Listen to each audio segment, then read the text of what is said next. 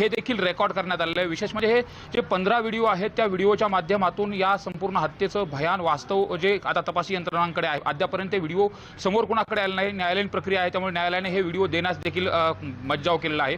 विशेष या व्हिडिओमध्ये काय आहे नेमकं याचं जे वर्णन आहे ते पोलिसांनी तपासामध्ये जे संपूर्ण डिस्क्रिप्शन दिलेलं आहे ते अत्यंत धक्कादायक आहे। सुरुवातीला ज्यावेळेस संतोष देशमुख यांना अपहरण करण्यात आलं, अपहरण केल्यानंतर पहिल्यांदा जो व्हिडिओ काढला गेला महेश केदार याच्या मोबाईलमधला तो व्हिडिओ आहे 3:46 मिनिटाने मारहाणीला सुरुवात केली होती आणि तो व्हिडिओ 3:46 मिनिटाचा होता। त्यानंतर सगळ्यात शेवटचा जो व्हिडिओ 15वा जो व्हिडिओ आहे तो 5:53 मिनिटाचा, म्हणजे तब्बल संतोष देशमुख यांना 2 तास ही मारहाण केली जात होती आणि ती अमानुष पद्धतीने मारहाण केली जात होती। कुठल्या कुठल्या हत्याराने मारहाण केली जात होती ते व्हिडिओमध्ये देखील स्पष्ट दिसतंय।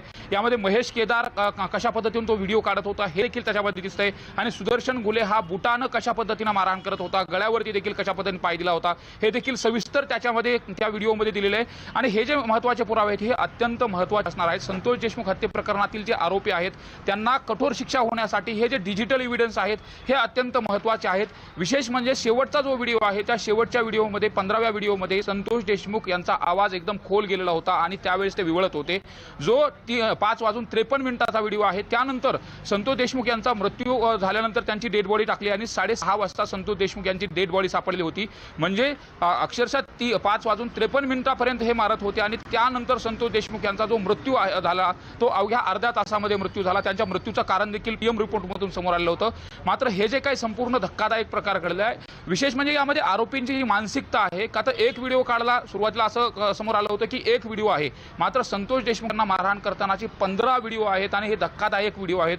2 मिनिटाचा, 2.5 मिनिटाचा, त्याचबरोबर 30 सेकंदाचे असे वेगवेगळे व्हिडिओ आहेत आणि त्या व्हिडिओचं डिस्क्रिप्शन हे तपासी यंत्रणांनी मान्य न्यायालयाकडे दिलेले आहे। त्यामुळे यातले जे आरोपी आहेत महत्त्वाचे ते कशा पद्धतीने क्रूर पद्धतीने मारत होते हे देखील यामध्ये स्पष्ट पद्धतीने समोर आले।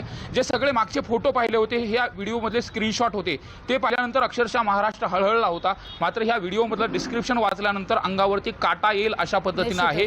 उलट कशा केस ओढून कशा पद्धतीने मारलं जात होतं हे देखील त्यामध्ये वर्णन केलेलं आहे। विशेष म्हणजे ज्या पाईपनं मारहाण केली जात होती, खाली पाडून कशा पद्धतीने मारहाण केली जात होती हे देखील